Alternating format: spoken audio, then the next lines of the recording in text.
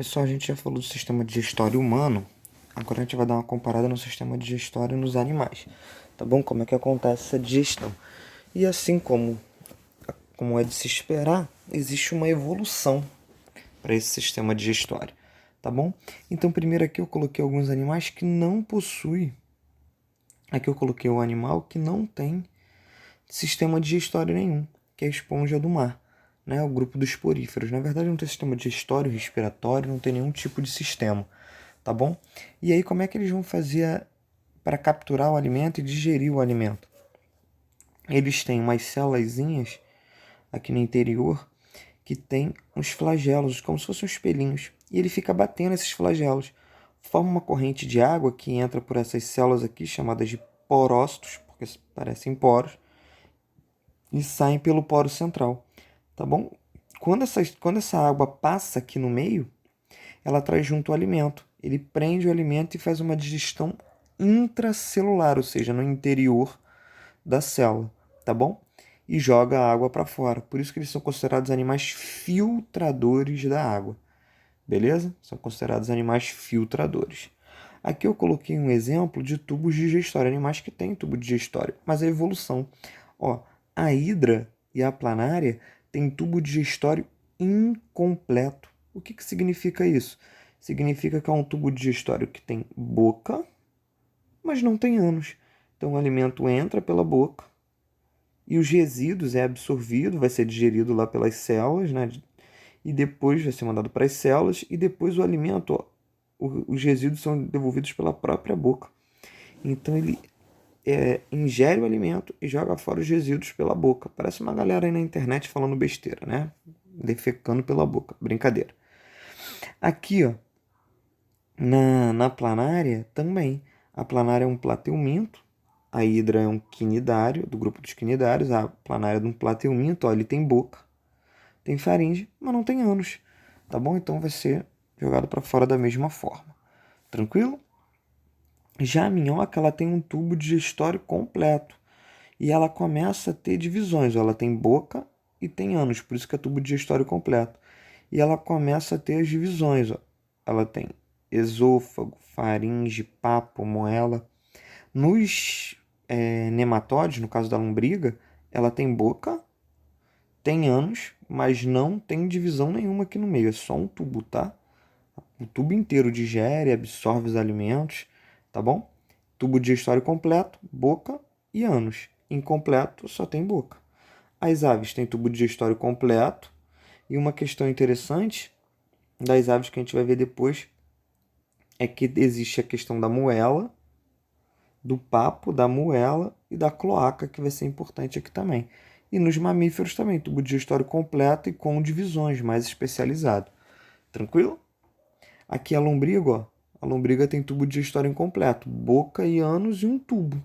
Só que esse tubo não tem divisões, é só um tubo direto, tá bom? Mas é um tubo digestório completo, porque tem boca e tem ânus. Algumas especializações na boca. Olha que interessante dos insetos, ó. Existem cada inseto, dependendo do que ele come, ele vai ter um aparelho bucal diferente, tá bom? Aqui eu coloquei 3 exemplos. Aparelho mastigador, que é do gafanhoto, né, que vai mastigar a folha, por exemplo. Ele é um aparelho que ele vai ajudar a mastigar o alimento, ou seja, vai cortar esse alimento, tá bom? O pernilongo ele tem um aparelho picador, né, que é para poder retirar o sangue. Tranquilo? Ou a seiva, também pode se alimentar de seiva de planta. A borboleta ela tem um aparelho chamado de sugador, para poder sugar o néctar. Existe no caso da abelha, por exemplo, ela tem um aparelho lambedor, que é para tirar o néctar, tentar lamber o néctar, tá bom? Então, dependendo do tipo de alimento, você vai ter o inseto vai ter um tipo de aparelho bucal diferente para poder pegar, absorver, ingerir esse alimento, tá bom? Nos dentes, galera, os dentes eles vão ter o seu formato e a quantidade de dentes que vai ter vai depender de cada animal, tá? De cada espécie. Mas aí vai depender também muito do tipo de alimentação. Então, por exemplo, os herbívoros, eles não têm os caninos. Tá? Animais que são herbívoros, só comem planta, não têm caninos. Já os carnívoros têm os caninos bem avantajados, tá bom? O onívoro tem a dentição completa também, mas vai ter a especialização de qual dente que vai precisar mais para poder do tipo de alimentação dele. Tranquilo? No caso dos insetívoros, eles têm uma dentição completa, todos os dentes igualmente desenvolvidos, tá? Vai depender do tipo de alimento, mas para cada tipo de dente que a gente vai ter, tá bom? Tipos de digestão. Essa aqui é muito fácil. A digestão intracorpórea. Intra quer dizer dentro. Dentro do corpo, tá bom? Nosso caso, a gente faz uma digestão dentro do nosso corpo, num tubo digestório. Digestão extracorpórea. Extra, fora. Então, fora do corpo. E, Vinícius, como é que acontece isso? Vou dar exemplo dos fungos, por exemplo. Os fungos caem em cima dos alimentos, cogumelo, né, e tal, o mofo, cai em cima do alimento e joga as enzimas digestivas para fora do corpo, para digerir aquele alimento. Depois que aquele alimento já foi digerido, ele só absorve. Então a digestão foi feita fora do corpo. Eu até brinco com os alunos e falo: pega uma bala, bota num copo, cospe na bala. Cospe, cospe, cospe, espera. Quando a bala desmanchar inteira, tu bebe. Isso é uma digestão extracorpórea. Começou a digestão fora do corpo. Tá bom? Ah, nojento, beleza. Intracelular, dentro da célula. Existem seres vivos que só conseguem fazer a digestão dentro da célula. Geralmente aqueles seres vivos que são formados por uma célula só, né, gente? Então eles precisam fazer a digestão dentro da célula. A gente viu lá no primeiro slide, a esponja do mar também é um indivíduo que precisa fazer a digestão dentro da célula, porque não tem tubo digestório. Extracelular nem sempre quer dizer que é extracorpórea, não, tá? Extracelular que está dentro do corpo, porém ela é feita, a digestão é feita num tubo, não é feita dentro da célula. É o nosso caso. O nosso caso da nossa digestão, ela é uma digestão intracorpórea, dentro do corpo, porém ela é extracelular, fora da célula. Ela é feita no tubo digestório, tá? Aqui eu coloquei o exemplo do fungo. Ó. Cada cogumelozinho desse aqui pertence ao mesmo fungo, é o maior fungo que tem debaixo de uma floresta lá nos Estados Unidos. E aí, o que acontece? Esse fungo aqui, para ele poder se alimentar, ele joga enzimas digestivas em cima das raízes das plantas. Então ele digere primeiro a raiz para depois ele absorver, tá bom? A digestão é feita fora do corpo. Sistema digestório das aves, olha que interessante. Ave não tem dente, então ela vai precisar compensar isso. Como? Ela pegou o alimento, quebrou o que pôde quebrar ali com o bico, o alimento, mandou o alimento para o papo. Lá no papo o alimento fica sendo umedecido, tá? Depois ele passa por um estômago que vai começar a digerir esse alimento e cai na moela. Na moela, as aves, elas pegam algumas pedrinhas no chão junto com a comida, tá? E essas pedrinhas vão parar na moela.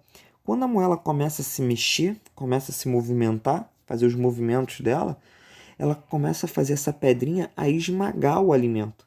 Então, na moela, essas pedrinhas ajudam na trituração do alimento, tá bom? Ela substitui a questão do dente aqui. Moela a galera costuma comer, né? A gente costuma comer moela de galinha e tal. Geralmente em bar, né? O pessoal come moela. E ela tem essas... Então, de novo, ela tem algumas pedrinhas lá que ela pega junto com o alimento. Quando ela mexe a moela, ela faz a trituração do alimento com essas pedrinhas. Né? Tem até um ditado aí meio antigo que passarinho que come pedra sabe o bumbum que tem. Até porque essa pedra não vai ser digerida, ela vai ter que sair lá no final do sistema digestório. Só uma brincadeira. Depois o alimento continua a ser digerido no intestino, perdão, e começa a absorção do alimento, tá? E tem uma questão interessante que é a cloaca. A cloaca aqui no final ela é o mesmo poro que serve para a saída da urina, saída das fezes e saída e para reprodução. Por isso dificilmente a ave ela defecou em você. Ela não só defecou, ela defecou, urinou, é que a urina dela tem muito pouca água devido ao tipo de substância que ela excreta, né, que é o ácido úrico, a gente vai ver mais para frente lá no sistema excretor, e também é o mesmo poro para reprodução, tá bom? Onde acontece a reprodução, saída do ovo, também acontece a eliminação das fezes e da urina, beleza?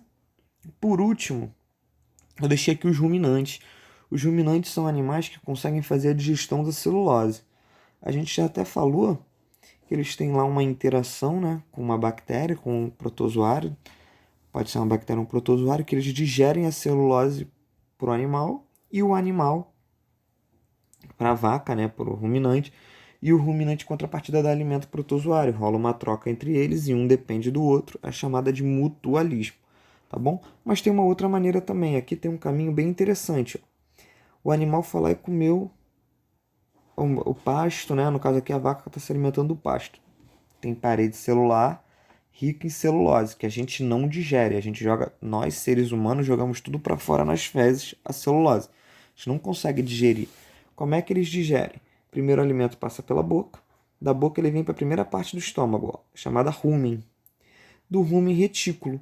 Lá no retículo que tem lá a digestão da celulose. Então nessa primeira parte aqui é feita só para digerir a celulose. Depois esse alimento volta para a boca. Ele dali, quando manda de novo para o estômago, cai no omaso e abomaso, que vai fazer a digestão dos outros tipos de nutrientes. Então na primeira parte é digerido só a celulose, na segunda parte já vai ser digerido o rumen e no omaso e abomaso vai ser digerido os outros tipos de nutrientes, para depois ir para o intestino, onde tem a absorção, o que não prestou, né, o que sobrou, o resto de os resíduos são eliminados para fora através do ânus. Beleza? Aqui eu coloquei a foto do intestino delgado, intestino grosso, reto e ânus. E aqui, ó, as paredes do intestino, elas têm essas estruturas chamadas de vilosidades. Para que essas vilosidades? O alimento está caindo aqui por cima. Devido a essas vilosidades, eles conseguem absorver o alimento por toda essa superfície. Então as velocidades aumentam a superfície para poder absorver mais nutrientes. Mais nutrientes para ser mandado para o sangue. Beleza? Valeu, galera. Espero que tenham gostado. Até a próxima.